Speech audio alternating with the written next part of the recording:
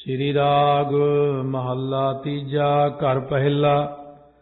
श्री राग तीसरे पातशाह शब्द है। पहले घर सुरतार च गाउण दा हुक्म है कीर्तनियां लई। जिस ही की सिर कार है तिस ही का सब कोय। जिस परमेश्वर दी हुक्म रूपी कार सारिਆਂ ਦੇ सिर उपर है ना, सब कोई उसे परमेश्वर दा ही दास है। कहण तो भाव सिरकार भाव सिरकार राजे नूं कहंदे, जिवें महाराजा रणजीत सिंह नूं सरकार आखदे सी। कहने जिस ही की सिरकार है, वो राजिਆਂ ਦਾ राजा परमेश्वर जी की तरफ हो गया। दुनिया विच भी तिसी दा सब कोई दास हो जाता। जिस परमेश्वर की सारी सिरकार है, रैयत उसे दा ही सब कोई है। जिस ही की सिरकार है तिस ही का सब कोई। जिहदी जदों सरकार चलदी हुंदी कहंदे उदों उहदे ही सारे बन जाते हैं। पर इत्थे तां कहंदे असीं तां इउं मंनदे हां कि तिन्नां लोकां विच तेरी ही सिरकार है अते तुसीं ही सारिਆਂ दे मालक हो, तुहाडा ही सब कोई है। इउं गुरमुख समझते हैं कि परमेश्वर दी ही मालक ही है सारे पासे। जदों जी करे वो सब कुछ बदल दिंदे ने, मूहरे कोई नहीं बोलदा उन्हां दे। गुरमुख कार कमावणी सच घट प्रगट होए।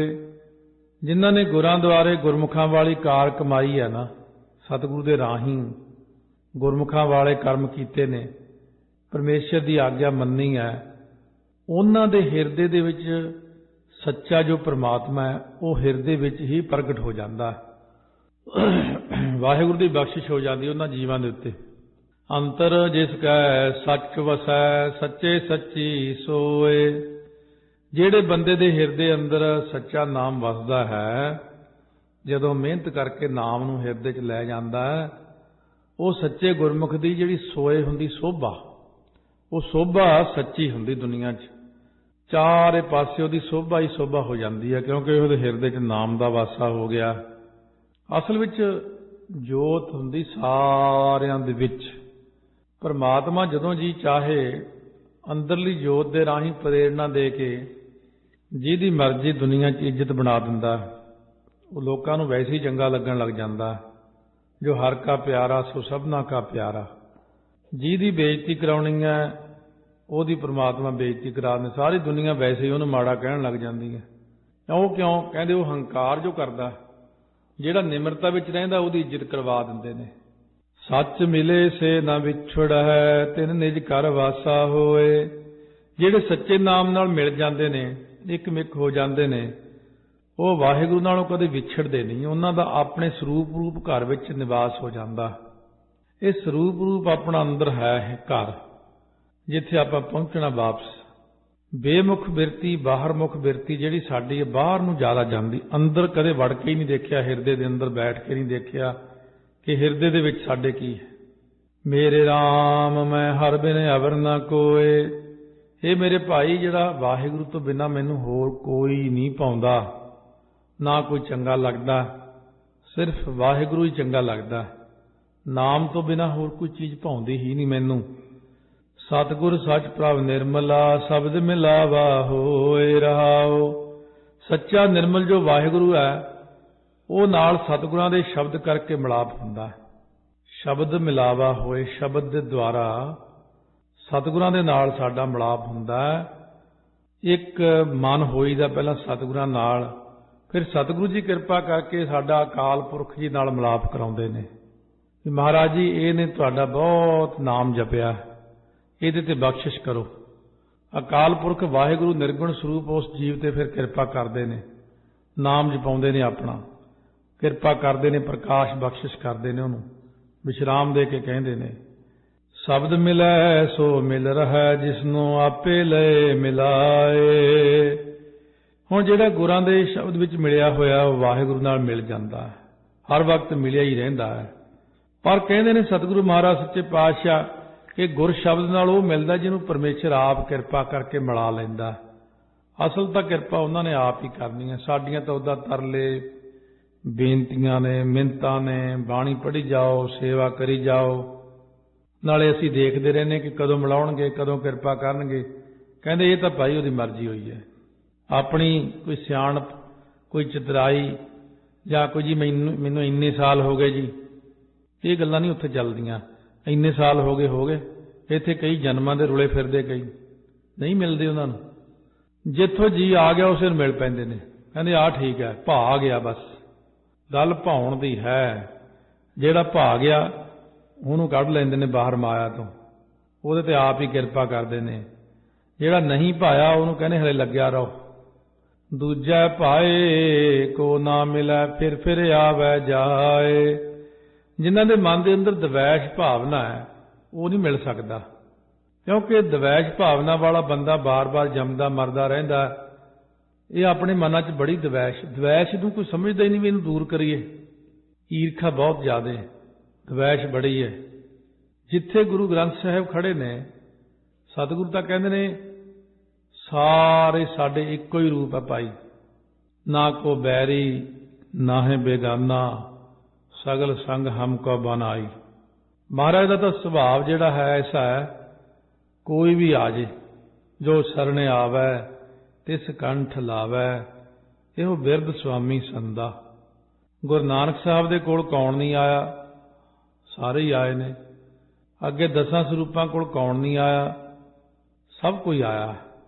ਪੀਰ ਮੀਆਂ ਮੀਰ ਜੀ ਆਏ ਨੇ, ਪੀਰ ਬੁੱਧੂ ਸ਼ਾਹ ਜੀ ਆਏ ਨੇ, ਹੋਰ ਕਿੰਨੇ ਪੀਰ ਆਏ ਨੇ, ਕਿੰਨੇ ਪੈਗੰਬਰ ਆਏ ਨੇ, ਕਿੰਨੇ ਦੇਵਤਾ ਆਏ ਨੇ। ਜੋ ਆਏ ਨੇ ਗੁਰਾਂ ਨੇ ਕੰਠ ਨਾਲ ਲਾ ਲਿਆ, ਕਿਉਂਕਿ ਸਤਿਗੁਰੂ ਸਾਡੇ ਵਰਗੇ ਛੋਟੇ ਨਹੀਂ ਨਾ ਹੈ। ਸਤਿਗੁਰੂ ਤਾਂ ਬਹੁਤ ਵੱਡੇ ਨੇ ਤੇ ਵੱਡਿਆਂ ਦਾ ਸੁਭਾਅ ਵੱਡਾ। ਆ ਨਿਆਣੇ ਜਿਹੜੇ ਛੋਟੇ ਛੋਟੇ ਨਿੱਕੀ ਨਿੱਕੀ ਗੱਲ ਪਿੱਛੇ ਲੜੇ ਜਾਣਗੇ ਕਿ ਕੀ ਹੋ ਗਿਆ, ਇਹਨੇ ਮੇਰੀ ਪੈਨਸਲ ਲੈ ਲਈ, ਇੰਨੀ ਗੱਲ ਤੇ ਲੜ ਪੈਂਦੇ ਆ। ਇਹਨੇ ਮੇਰੀ ਪੈਨ ਲੈ ਲਿਆ, ਇਹਨੇ ਮੇਰਾ ਕਾਗਜ਼ ਪਾੜਤਾ। ਇਹ ਜਦੋਂ ਛੋਟੇ ਨਿਆਣੇ ਲੜਦੇ ਤਾਂ ਆਪਾਂ ਦੇਖਦੇ ਨਿੱਕੀ ਨਿੱਕੀ ਗੱਲ ਪਿੱਛੇ ਲੜੀ ਜਾਂਦੇ ਆ। ਉਦੋਂ ਹੋਰ ਵੱਡੇ ਹੋ ਫਿਰ ਜਾਇਦਾਦ ਪਿੱਛੇ ਲੜਨ ਲੱਗ ਜਾਂਦੇ ਨੇ, ਫਿਰ ਹੋਰ ਗੱਲਾਂ ਪਿੱਛੇ ਲੜਨ ਲੱਗ ਜਾਂਦੇ ਨੇ।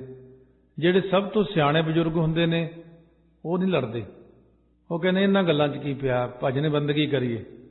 ਜਿੰਨਾ ਬੰਦਾ ਵੱਡਾ ਹੋ ਜਾਂਦਾ ਉਹਨਾਂ ਨੂੰ ਸਮਝ ਹੋ ਜਾਂਦੀ ਲੜਾਈ ਨਹੀਂ ਕਰਨੀ, ਝਗੜਾ ਨਹੀਂ ਕਰਨਾ।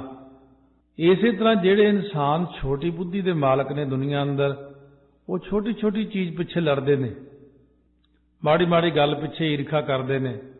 ਪਰ ਜਿਉਂ-ਜਿਉਂ ਇਨਸਾਨ ਆਪਣੀ ਬੁੱਧੀ ਵਿੱਚ ਵੱਡਾ ਹੁੰਦਾ, ਉਹਦੇ ਲਈ ਸਾਰੇ ਇੱਕੋ ਹੀ ਹੋ ਜਾਂਦੇ ਨੇ। ਉਹਦਾ ਕਿਸੇ ਨਾਲ ਵੈਰ ਨਹੀਂ। 10ਵੇਂ ਪਾਤਸ਼ਾਹ ਨੇ ਕਿਹਾ ਨਾ, ਮੈਂ ਕਿਸੇ ਨਾਲ ਵੈਰ ਨਹੀਂ ਕਰਾਂਗਾ, ਮੇਰੀ ਕਿਸੇ ਨਾਲ ਲੜਾਈ ਨਹੀਂ, ਕੋਈ ਝਗੜਾ ਨਹੀਂ। ਮੈਂ ਤਾਂ ਸਿਰਫ ਉਹ ਕਰਨਾ ਜੋ ਮੈਨੂੰ ਪ੍ਰਮਾਤਮਾ ਨੇ ਹੁਕਮ ਕਰਨਾ। ਮੈਂ ਤਾਂ ਉਹਦੇ ਹੁਕਮ ਅਨੁਸਾਰ ਦੁਸ਼ਟਾਂ ਦਾ ਨਾਸ਼ ਕਰਨ ਆਇਆ, ਧਰਮ ਨੂੰ ਚਲਾਉਣ ਆਇਆ। ਇਸ ਕਰਕੇ ਜਦੋਂ ਤੱਕ ਸਾਡੇ ਮਨਾਂ ਦੇ ਅੰਦਰ ਈਰਖਾ ਨਹੀਂ ਜਾਂਦੀ, ਅਸੀਂ ਸਿੱਖੀ ਦਾ ਪ੍ਰਚਾਰ ਕੀ ਕਰਨਾ? ਸਿੱਖੀ ਦਾ ਪ੍ਰਚਾਰ ਤਾਂ ਬਹੁਤ ਉੱਚੇ ਉੱਠ ਕੇ ਹੁੰਦਾ। ਅਸੀਂ ਤਾਂ ਆਪਣੀ ਕੌਮ ਨੂੰ ਨਹੀਂ ਸਾਂਭ ਸਕੇ, ਅਸੀਂ ਦੂਜੀਆਂ ਕੌਮਾਂ ਨੂੰ ਨਾਲ ਕਿੱਥੋਂ ਮਿਲਾਉਣਾ? ਐਡੀ ਈਰਖਾ ਸਾਡੇ ਮਨਾਂ ਦੇ ਅੰਦਰ ਦੂਜਿਆਂ ਪ੍ਰਤੀ, ਫਿਰ ਆਪਾਂ ਕਿਵੇਂ ਮਿਲਾ ਸਕਦੇ ਕਿਸੇ ਨੂੰ ਆਪਣੇ ਨਾਲ? ਆਪਣਾ ਸਿਧਾਂਤ ਉਹਨੂੰ ਕਿਵੇਂ ਦੱਸਾਂਗੇ? ਜਦੋਂ ਕੋਈ ਦੁਸ਼ਟ ਵੀ ਹੋਵੇ, ਕੋਈ ਦੁਸ਼ਮਣ ਵੀ ਹੁੰਦਾ, ਉਹਨੂੰ ਜਦੋਂ ਕੋਲ ਬਿਠਾ ਕੇ ਸਾਰਾ ਸਮਝਾਇਆ, ਉਹ ਫਿਰ ਆਪੇ ਪਛਤਾਵਾ ਕਰਦਾ, ਅੱਛਾ ਤੁਹਾਡਾ ਤੇ ਬਹੁਤ ਉੱਚਾ ਧਰਮ ਹੈ, ਅਸੀਂ ਜਦੋਂ ਸਮਝਾਇਆ ਹੀ ਨਹੀਂਗਾ। ਕੋਈ ਹਿੰਦੂ ਮਹਾਂਪੁਰਸ਼ ਐਤਕੀ ਫਤਿਹਗੜ੍ਹ ਸਾਹਿਬ ਆਇਆ ਜਦੋਂ, ਸੋ ਬਹੁਤ ਉੱਚਾ, ਉਹ ਪਰਲੇ ਇਲਾਕੇ ਦਾ ਸੀ, ਉੜੀਸਾ ਵੱਲ ਦਾ। ਤੇ ਜਦੋਂ ਉਹਨੂੰ ਦੱਸਿਆ ਵੀ ਐਉਂ ਮੁਸਲਮਾਨਾਂ ਨੇ ਸਾਹਿਬਜ਼ਾਦੇ ਵੱਡੇ ਉੱਥੇ ਸ਼ਹੀਦ ਕਰਤੇ ਸੀ, ਛੋਟੇ ਇੱਥੇ ਸ਼ਹੀਦ ਕਰਤੇ ਸੀ, ਉਹ ਰੋਣੋਂ ਹੀ ਨਾ ਹਟੇ। ਉਹ ਆਖੇ ਸਾਨੂੰ ਹੁਣ ਤੱਕ ਕਿਸੇ ਨੇ ਦੱਸਿਆ ਹੀ ਨਹੀਂ ਵੀ ਗੁਰੂ ਗੋਬਿੰਦ ਸਿੰਘ ਨੇ ਇੰਨੀ ਕੁਰਬਾਨੀ ਕੀਤੀ ਹੈ। ਕਹਿੰਦੇ ਇੰਨੇ ਛੋਟੇ ਛੋਟੇ ਬੱਚੇ ਨੀਆਂ ਚਿਣਤੇ। ਸੋ ਇਸ ਕਰਕੇ ਜਦੋਂ ਅਸੀਂ ਦੱਸਾਂਗੇ ਨਹੀਂ ਕਿਸੇ ਨੂੰ ਤਾਂ ਦੂਜੇ ਨੂੰ ਪਤਾ ਕੀ ਲੱਗੇਗਾ ਕਿ ਹਿੰਦੁਸਤਾਨ ਵਾਸਤੇ ਮਹਾਰਾਜ ਨੇ ਕੀ ਕੀ ਕੀਤਾ ਔਰ ਆਪਣੇ ਦੇਸ਼ ਲਈ ਕੀ ਕੀਤਾ, ਕੌਮਾਂ ਲਈ ਕੀ ਕੀਤਾ। ਸਤਿਗੁਰੂ ਕਿਤੇ ਇੱਕ ਧਰਮ ਦੇ ਨਹੀਂ, ਸਤਿਗੁਰੂ ਸਾਰਿਆਂ ਧਰਮਾਂ ਦੇ ਹੀ ਨੇ। ਸਤਿਗੁਰੂ ਸੱਚੇ ਪਾਤਸ਼ਾਹ ਤਾਂ ਬਹੁਤ ਜ਼ਿਆਦਾ ਵੱਡੇ, ਕਿਉਂਕਿ ਸਤਿਗੁਰੂ ਤਾਂ ਆਪ ਪਰਮੇਸ਼ਰ ਹੈ। ਪਰਮੇਸ਼ਰ ਸਾਰਿਆਂ ਦਾ ਵੱਡਾ। ਇਹ ਠੀਕ ਹੈ ਕਿ ਆਪਣਾ ਸਵੈ ਧਰਮ ਹੈ, ਸਿੱਖ ਧਰਮ, ਪਰ ਸਤਿਗੁਰੂ ਕਹਿੰਦੇ ਦੂਜੇ ਧਰਮ ਵੀ ਮੇਰੇ ਹੀ ਨੇ। ਉਹ ਵੀ ਤਾਂ ਚਾਹੇ ਅੱਲਾ ਕਹਿੰਦੇ, ਚਾਹੇ ਰਾਮ ਕਹਿੰਦੇ ਨੇ, ਕਹਿੰਦੇ ਤਾਂ ਮੈਨੂੰ ਹੀ ਨੇ। ਉਹਨਾਂ ਨੇ ਮੇਰਾ ਉਹੀ ਨਾਮ ਰੱਖਿਆ ਹੋਇਆ। ਇਸ ਕਰਕੇ ਜਿਹੜੀ ਮਨਾਂ ਦੇ ਅੰਦਰ ਇੰਨੀ ਈਰਖਾ, ਦਵੈਸ਼, ਨਫ਼ਰਤ ਭਰੀ ਪਈ ਹੈ, ਜੇ ਇਸੇ ਤਰ੍ਹਾਂ ਰਹੀ ਤਾਂ ਫਿਰ ਸਤਿਗੁਰੂ ਕਹਿੰਦੇ ਗੰਦਗੀ ਦਾ ਕੀੜਾ ਹੀ ਬਣੇਗਾ, ਬਾਰ-ਬਾਰ ਜੰਮਦਾ ਮਰਦਾ ਹੀ ਰਹੇਗਾ। ਜੇ ਮਨ ਦੇ ਅੰਦਰੋਂ ਈਰਖਾ ਨਾ ਗਈ, ਦਵੈਸ਼ ਨਾ ਗਈ, ਸਾਰਿਆਂ ਵਿੱਚ ਇੱਕ ਬ੍ਰਹਮ ਨੂੰ ਹੀ ਦੇਖਣਾ ਹੁੰਦਾ। ਭਗਤ ਨਾਮਦੇਵ ਜੀ ਨੇ ਸਾਰਿਆਂ ਵਿੱਚ ਪਰਮਾਤਮਾ ਨੂੰ ਦੇਖਿਆ। ਭਗਤ ਨਾਮਦੇਵ ਜੀ ਨੂੰ ਤਾਂ ਨਾਮੇ ਹਰ ਕਾ ਦਰਸ਼ਨ ਭਇਆ। ਨਾਮਦੇਵ ਨੂੰ ਹਰ ਦਾ ਦਰਸ਼ਨ ਹੋਇਆ, ਪਰਮਾਤਮਾ ਦਾ। ਭਗਤ ਫਰੀਦ ਜੀ ਨਾਲ ਕਿੰਨੀ ਵਾਰ ਅਕਾਲ ਪੁਰਖ ਦੇ ਬਚਨ ਹੋਏ ਨੇ। ਭਗਤ ਸੰਗ ਪ੍ਰਭ ਗੋਸ਼ਟ ਕਰਤ, ਗੋਸ਼ਟੀ ਕਰਦਾ ਰੱਬ ਭਗਤਾਂ ਨਾਲ ਬਹਿ ਕੇ। ਫਿਰ ਕਬੀਰ ਜੀ ਕਹਿੰਦੇ ਇੱਕ ਵਾਰੀ ਕਹਿੰਦੇ ਮੈਂ ਮੱਕੇ ਨੂੰ ਚੱਲਿਆ, ਕਹਿੰਦੇ ਸਾਈਂ ਮੁਝ ਸਿਓ ਲੜ ਪਰਿਆ, ਔਰ ਰੱਬ ਸਾਹਮਣੇ ਆ ਕੇ ਲੜ ਪਿਆ। ਤੁਝੇ ਕਿਨ ਫਰਮਾਈ ਗਾਏ, ਤੈਨੂੰ ਕਿਹਨੇ ਇੱਕ ਗਾ ਕੇ ਗੱਲ ਕਹੀ ਸੀ ਬੋਲ ਕੇ ਵੀ ਮੈਂ ਉੱਥੇ ਮੱਕੇ ਬੈਠਾ ਹੈ। ਕਹਿੰਦੇ ਜੀ ਲੋਕ ਜਾਂਦੇ ਸੀ, ਮੈਂ ਕਿਹਾ ਮੈਂ ਵੀ ਜਾਇਆ। ਮੈਂ ਕਹਿੰਦੇ ਉਹ ਭਲਿਆ ਮੈਂ ਤਾਂ ਸਰਬ ਵਿਆਪਕ ਹਾਂ, ਤੂੰ ਮੈਨੂੰ ਇੱਥੇ ਉੱਥੇ ਕਿੱਥੇ ਮਿਲਣ ਚੱਲਿਆ ਤੂੰ। ਸੋ ਇਸ ਕਰਕੇ ਜਦੋਂ ਪ੍ਰਮਾਤਮਾ ਸਾਹਮਣੇ ਖੜ ਕੇ ਬਚਨ ਕਰਦੇ ਨੇ, ਨਾਮੇ ਹਰ ਕਾ ਦਰਸ਼ਨ ਭਇਆ, ਦੁੱਧ ਪਿਆਇਆ ਨਾਮਦੇਵ ਨੇ, ਧੰਨੇ ਨੇ ਰੋਟੀ ਖਵਾਈ ਸਾਹਮਣੇ ਬਿਠਾ ਕੇ। ਆਪ ਕਹਿੰਦੇ ਵੀ ਹੁਣ ਮੈਂ ਵੀ ਤਾਂ 3 ਦਿਨ ਦਾ ਭੁੱਖਾ ਬੈਠਾ, ਅੱਧੀ ਰੋਟੀ ਪਰਮੇਸ਼ਰ ਨੇ ਧੰਨੇ ਨੂੰ ਵੀ ਦਿੱਤੀ। ਫਿਰ ਉਹ ਫਿਰ ਕੀ ਹੋਇਆ। ਬਹੁਤ ਸਾਰੇ ਲੋਕਾਂ ਦਾ ਐਸਾ ਕਈ ਵਾਰ ਆ ਜਾਂਦਾ ਕਿ ਨਿਰੰਕਾਰ ਜਿਹੜਾ ਉਹ ਆਕਾਰ ਨਹੀਂ ਧਾਰਦਾ, ਉਹਦੇ ਕਿਹੜਾ ਦਰਸ਼ਨ ਹੁੰਦੇ ਨੇ, ਉਹ ਤਾਂ ਪ੍ਰਕਾਸ਼ ਰੂਪ ਹੈ। ਨਿਰੰਕਾਰ ਨੂੰ ਕੋਈ ਬੰਧਨ ਪਾਇਆ ਹੋਇਆ ਆਪਾਂ ਨੇ ਵੀ ਸਰਗੁਣ 'ਚ ਨਹੀਂ ਆ ਸਕਦਾ ਤੂੰ। ਸਰਗੁਣ ਦੇ ਵਿੱਚ ਪਰਮੇਸ਼ਰ ਆ ਜਾਂਦੇ ਨੇ, ਪਰ ਉਹ ਮਾਤਾ ਦੇ ਉਦਰ ਰਾਹੀਂ ਨਹੀਂ ਆਉਂਦੇ, ਸਿੱਧੇ ਹੀ ਪ੍ਰਗਟ ਹੋ ਜਾਂਦੇ ਨੇ। ਉਹ ਤਾਂ ਬਹੁਤ ਲੋਕਾਂ ਨੂੰ ਮਿਲੇ ਨੇ, ਬੜੇ ਲੋਕਾਂ ਨੂੰ ਆਪਣੇ ਕੌਤਕ ਵਿਖਾਉਂਦੇ ਨੇ। ਉਹਨਾਂ ਨੂੰ ਕੋਈ ਰੋਕ ਨਹੀਂ ਸਕਦਾ ਕਿ ਤੁਸੀਂ ਇਉਂ ਕਿਉਂ ਆਏ ਹੋ ਹੁਣ। ਇਸ ਕਰਕੇ ਸਤਿਗੁਰੂ ਮਹਾਰਾਜ ਸੱਚੇ ਪਾਤਸ਼ਾਹ ਕਹਿੰਦੇ ਸਭ ਮਹਿ ਇੱਕ ਵਰਤਦਾ ਇੱਕੋ ਰਹਿਆ ਸਮਾਏ। ਸਾਰਿਆਂ ਵਿੱਚ ਇੱਕ ਪਰਮੇਸ਼ਰ ਦਾ ਹੁਕਮ ਵਰਦਾ ਤੇ ਸਾਰਿਆਂ ਵਿੱਚ ਹੀ ਸਮਾ ਰਿਹਾ ਉਹ ਕੋਈ ਜ਼ਰੂਰੀ ਨਹੀਂ ਕਿ ਇੱਕ ਧਰਮ ਵਾਲਿਆਂ ਦਾ ਹੀ ਪਰਮੇਸ਼ਰ ਦੂਜਿਆਂ ਦਾ ਨਹੀਂ ਹੈ। ਉਹਦੀ ਜੋਤ ਤਾਂ ਸਾਰਿਆਂ ਵਿੱਚ ਹੀ ਵਿਆਪਕ ਹੈ। ਜਿਸਨੂੰ ਆਪ ਦਇਆਲ ਹੋਏ ਸੋ ਗੁਰਮੁਖ ਨਾਮ ਸਮਾਏ। ਜਿਸ ਉੱਪਰ ਪਰਮੇਸ਼ਰ ਆਪ ਦਿਆਲੂ ਹੁੰਦਾ ਉਹ ਗੁਰਮੁਖ ਨਾਮ ਜਪਣ ਵਿੱਚ ਸਮਾ ਜਾਂਦਾ। ਉਹ ਬਾਕੀ ਦੇ ਸਾਰੇ ਝਗੜਿਆਂ ਝੜੇਲਿਆਂ ਤੋਂ ਪਾਸੇ ਹੋ ਕੇ ਵਾਹਿਗੁਰੂ ਵਾਹਿਗੁਰੂ ਕਰਨ ਲੱਗ ਜਾਂਦਾ। ਜੇ ਤਾਂ ਆਪਾਂ ਫਸ ਜਾਈਏ ਦੁਨੀਆ 'ਚ, ਇਹ ਤਾਂ ਹਜ਼ਾਰਾਂ ਸਾਲ ਵੀ ਆਪਣੀ ਉਮਰ ਹੋ ਜਾਏ ਤਾਂ ਵੀ ਇਹਨਾਂ ਝਗੜਿਆਂ 'ਚ ਹੀ ਪਏ ਰਹਾਂਗੇ। ਜੇ ਇੱਕਦਮ ਛੱਡ ਕੇ ਪਾਸੇ ਹੋ ਕੇ ਸਿਮਰਨ ਕਰਨ ਲੱਗ ਜਾਈਏ ਫਿਰ ਸ਼ਾਇਦ ਬਚਾਅ ਹੋ ਜਾਵੇ। ਪੜ ਪੜ ਪੰਡਿਤ ਜੋਤ ਕੀ ਵਾਦ ਕਰਹਿ ਵਿਚਾਰ। ਪੰਡਿਤ ਲੋਕ ਪੁਰਾਣਾਂ ਨੂੰ ਪੜ ਪੜ ਕੇ ਜੋਤਸ਼ੀ ਜੋਸ਼ ਦਾ ਵਿਚਾਰ ਕਰਕੇ ਬਾਦ ਵਿਚਾਰ ਕੀ ਕਰਦੇ, ਝਗੜਿਆਂ ਨੂੰ ਕਰਦੇ ਬੇਅਰਥ। ਇਹ ਹੁਣ ਹੋਰ ਕੁਆਲਿਟੀ ਆ ਗਈ ਇੱਕ ਵੱਖਰੀ। ਪੰਡਿਤ ਹੋਏ ਜੋਤਸ਼ੀ ਹੋਏ, ਇਹਨਾਂ ਆਪਣੀ ਸਿਆਣਪ ਛੱਡੀ ਜਾਣੀ ਹੈ। ਬੁੱਧੀਮਾਨ ਬਣਦੇ ਨੇ ਜ਼ਿਆਦਾ ਹੈ ਤੇ ਅਸੀਂ ਬਹੁਤ ਸਾਡੀ ਬੁੱਧੀ ਵੱਡੀ ਹੈ, ਇਹ ਤਾਂ ਬੜਿਆਂ ਬੜੇ ਨਾਲ ਟੱਕਰ ਲੈਣੀ ਸ਼ੁਰੂ ਕਰਨੇ ਨੇ ਅੱਗੇ। ਪਰ ਜਦੋਂ ਕੋਈ ਇਹਨਾਂ ਨੂੰ ਪੂਰਨ ਪੁਰਸ਼ ਮਿਲਦਾ ਉੱਥੇ ਹੀ ਠੱਪ ਹੋ ਜਾਂਦੇ ਨੇ। ਇਸ ਕਰਕੇ ਜਦੋਂ ਪਰਮੇਸ਼ਰ ਨੇ ਇੱਕ ਵਾਰ ਪਰਖ ਲਈ ਇੱਕ ਪੰਡਤ ਦੀ ਕਸ਼ਮੀਰ ਦੇ ਵਿੱਚ, ਤਾਂ ਇੱਕ ਪੰਡਤ ਕਹਿਣ ਲੱਗਿਆ ਮੈਂ ਮਾਧੋ ਦਾਸ ਜੀ ਨਾਲ ਚਰਚਾ ਕਰਨੀ, ਜਿਹੜੇ ਗੁਰੂ ਅਰਜਨ ਦੇਵ ਜੀ ਹੋਏ, ਜਿਨ੍ਹਾਂ ਵਾਸਤੇ ਲਿਖਿਆ ਮੇਰੇ ਮਾਧੋ ਜੀ ਸਤਸੰਗਤ ਮਿਲੇ ਸੁਤਰਿਆ। ਪਰਮੇਸ਼ਰ ਨੇ ਇੱਕ ਵਿਦਿਆਰਥੀ ਦਾ ਰੂਪ ਧਾਰ ਲਿਆ ਤੇ ਨਦੀ ਵਿੱਚ ਨਹਾਉਣ ਲੱਗ ਗਏ ਜਿੱਥੇ ਪੰਡਤ ਨਹਾਉਣ ਗਿਆ ਸੀ ਸਵੇਰੇ ਸਵੇਰੇ। ਕਹਿੰਦੇ ਪੰਡਤ ਜੀ ਇਹ ਸੁਣਿਆ ਤੁਸੀਂ ਚਰਚਾ ਕਰਨੀ ਅੱਜ ਮਾਧੋ ਦਾਸ ਜੀ ਨਾਲ। ਕਹਿੰਦੇ ਹਾਂ। ਕਹਿੰਦੇ ਮੈਂ ਉਹਨਾਂ ਦਾ ਵਿਦਿਆਰਥੀ ਹਾਂ। ਕਹਿੰਦੇ ਅੱਛਾ। ਕਹਿੰਦੇ ਪਹਿਲਾਂ ਮੇਰੇ ਇੱਕ ਪ੍ਰਸ਼ਨ ਦਾ ਜਵਾਬ ਦੇ ਦਿਓ ਫਿਰ ਤੁਸੀਂ ਉਹਨਾਂ ਨਾਲ ਚਰਚਾ ਕਰ ਲਿਓ। ਕਹਿੰਦੇ ਲੈ ਤੂੰ ਬੋਲ, ਕੀ ਬੋਲਣਾ। ਕਹਿੰਦੇ ਪਹਿਲਾਂ ਨਹਾ ਲਵਾਂ ਮੈਂ, ਨਹਾ ਕੇ ਹੁਣ ਕਹਿੰਦੇ ਹੁਣ ਦੱਸ। ਕਹਿੰਦੇ ਤੁਸੀਂ ਪੜ੍ਹ ਕੇ ਬੁੱਝਿਆ ਹੈ ਜਾਂ ਬੁੱਝ ਕੇ ਪੜ੍ਹਿਆ ਹੈ। ਪੰਡਤ ਨੂੰ ਐਸਾ ਚੱਕਰ ਪਿਆ ਦਿਮਾਗ 'ਚ ਇਹ ਗੱਲ ਦਾ ਜਵਾਬ ਹੀ ਨਾ ਉੜੇ ਵੀ ਪੜ੍ਹ ਕੇ ਬੁੱਝਿਆ ਹੈ ਜਾਂ ਬੁੱਝ ਕੇ ਪੜ੍ਹਿਆ ਹੈ। ਉਹ ਸੋਚੀ ਪੈ ਗਿਆ। ਉਹ ਵਿਦਿਆਰਥੀ ਬਣਿਆ ਹੋਇਆ ਪਰਮੇਸ਼ਰ ਹੱਸ ਕੇ ਕਹਿੰਦਾ ਜਦ ਤੂੰ ਮਾਧੋ ਦਾਸ ਦੇ ਵਿਦਿਆਰਥੀ ਦਾ ਜਵਾਬ ਨਹੀਂ ਦੇ ਸਕਿਆ ਪ੍ਰਸ਼ਨ ਦਾ, ਤੇ ਮਾਧੋ ਦਾਸ ਨਾਲ ਕੀ ਟੱਕਰ ਲਏਗਾ ਤੂੰ, ਉਹਦੇ ਨਾਲ ਚਰਚਾ ਕੀ ਕਰੇਗਾ। ਉਹ ਪੰਡਤ ਉੱਥੋਂ ਹੀ ਹਾਰ ਮੰਨ ਕੇ ਚਲਿਆ ਗਿਆ, ਕਹਿੰਦਾ ਗੱਲ ਤਾਂ ਠੀਕ ਹੈ। ਸੋ ਇਸ ਕਰਕੇ ਮਹਾਰਾਜ ਕਹਿੰਦੇ ਇਹ ਕੈਟਾਗਰੀ ਵੱਖਰੇ ਕਿਸਮ ਦੀ ਲੋਕਾਂ ਦੀ ਆ, ਜਿਹੜੇ ਇਸ ਤਰ੍ਹਾਂ ਆਪਣੇ ਆਪ ਨੂੰ ਬਹੁਤ ਪੜ੍ਹਿਆ ਸਮਝਦੇ ਨੇ। ਫਿਰ ਮਤ ਬੁੱਧ ਭਵੀ ਨਾ ਬੁੱਝਈ ਅੰਤਰ ਲੋਭ ਵਿਕਾਰ। ਸੋ ਮਤੀ ਪੰਡਤਾਂ ਦੀ ਬੁੱਧੀ ਜੋਤਸ਼ੀਆਂ ਦੀ ਭਵੀ ਜਿਹੜੀ ਭ੍ਰਮ ਰਹੀ ਹੈ ਨਾ, ਪੰਡਤਾਂ ਦੀ ਜਿਹੜੀ ਮਤੀ ਹੈ, ਬੁੱਧੀ ਜਿਹੜੀ ਜੋਤਸ਼ੀਆਂ ਦੀ ਹੈ, ਉਹ ਐਵੇਂ ਭਟਕੀ ਜਾਂਦੀ ਹੈ। ਦੋਨੋਂ ਹੀ ਪਰਮੇਸ਼ਰ ਨੂੰ ਬੁੱਝਈ ਤੋਂ ਭਾਵ ਬੁੱਝਦੇ ਨਹੀਂ, ਦੋਵਾਂ ਦੇ ਅੰਦਰ ਲੋਭ ਵਿਕਾਰ ਰੂਪ ਰੋਗ ਲੱਗਿਆ ਹੋਇਆ। ਸੋ ਬੁਝਈ ਨਹੀਂ ਪਾਠ ਕਰਨਾ। ਜੇ ਬੁਝਈ ਕਰਾਂਗੇ ਤਾਂ ਮੋਮਬੱਤੀ ਬੁਝ ਗਈ, ਲਾਈਟ ਬੁਝ ਗਈ, ਉਹ ਬੁਝਈ ਪੋਲਾ ਹੁੰਦਾ। ਮਤ ਬੁੱਧ ਭਵੀ ਨਾ ਬੁੱਝਈ, ਨਾਨਕ ਹੁਕਮ ਹੈ ਜੇ ਬੁੱਝੈ, ਉੱਥੇ ਵੀ ਕੱਸ ਕੇ ਬੋਲਣਾ। ਲੱਖ 84 ਭਰਮ ਦੇ ਭ੍ਰਮ ਭ੍ਰਮ ਹੋਏ ਖੁਆਰ। ਉਹ 84 ਲੱਖ ਜੂਨ ਦੇ ਚੱਕਰ 'ਚ ਫਿਰਦੇ ਨੇ ਤੇ ਭ੍ਰਮ ਭ੍ਰਮ ਕੇ ਫੇਰ ਅੰਤ ਨੂੰ ਖੁਆਰ ਖਰਾਬ ਹੀ ਹੁੰਦੇ ਰਹਿੰਦੇ ਨੇ। ਇਹੋ ਜਿਹੇ ਲੋਕਾਂ ਨੂੰ ਪ੍ਰਮਾਤਮਾ ਗੇੜੇ 'ਚ ਪਾ ਲੈਂਦੇ ਨੇ। ਉਹ ਜਿਉਂ ਚੱਕਰਾਂ 'ਚ ਪੈਂਦੇ ਨੇ ਫਿਰ ਚੱਕਰਾਂ 'ਚ ਹੀ ਪਾ ਦਿੰਦੇ ਉਹਨਾਂ ਨੂੰ। ਪੂਰਬ ਲਿਖਿਆ ਕਮਾਵਣਾ ਕੋਏ ਨਾ ਮੇਟਣ ਹਾਰ। ਕਹਿੰਦੇ ਅਸਲ ਵਿੱਚ ਪਿਛਲੇ ਜਨਮਾਂ ਦੇ ਕੀਤੇ ਕਰਮਾਂ ਦੇ ਅਨੁਸਾਰ ਉਹਨਾਂ ਦੇ ਮੱਥੇ ਉੱਤੇ ਜਿਹੜਾ ਲੇਖ ਪੈ ਜਾਂਦਾ ਨਾ, ਫਿਰ ਉਹ ਲੇਖ ਨੂੰ ਕੋਈ ਮੇਟ ਨਹੀਂ ਸਕਦਾ। ਉਹਦਾ ਫਲ ਉਹਨਾਂ ਬੰਦਿਆਂ ਨੂੰ ਭੋਗਣਾ ਹੀ ਪੈਂਦਾ, ਕਿਉਂਕਿ ਉਹਨਾਂ ਨੇ ਜਿਹੜੇ ਹੁਣ ਕੋਈ ਪੰਡਿਤ ਬਣਿਆ, ਕੋਈ ਜੋਤਸ਼ੀ ਬਣਿਆ, ਮਹਾਰਾਜ ਕਹਿੰਦੇ ਇਹ ਭਗਤੀ ਨਾਲ ਤਾਂ ਬਣਿਆ ਹੀ ਨਹੀਂ, ਇਹ ਤਾਂ ਕਿਤਾਬੀ ਗਿਆਨ ਸੀ। ਕਿਤਾਬੀ ਗਿਆਨ ਲੈ ਕੇ ਉਹਨਾਂ ਨੇ ਕਈ ਗ੍ਰੰਥ ਪੜ੍ਹ ਲਏ। ਆਹ ਰੇਖਾ ਹੈ ਕਹਿੰਦੀ, ਆਹ ਰੇਖਾ ਹੈ ਕਹਿੰਦੀ ਆ, ਉਹ ਗ੍ਰਹਿ ਹੈ ਕਹਿੰਦਾ, ਉਹ ਗ੍ਰਹਿ ਹੈ ਕਹਿੰਦਾ। ਆਹ ਰਾਜਸਥਾਨ ਦੇ ਵਿੱਚ ਜੈਪੁਰ, ਜੋਧਪੁਰ ਵੱਲ ਬੜੇ ਜੋਤਸ਼ੀ ਬਣਦੇ ਆ।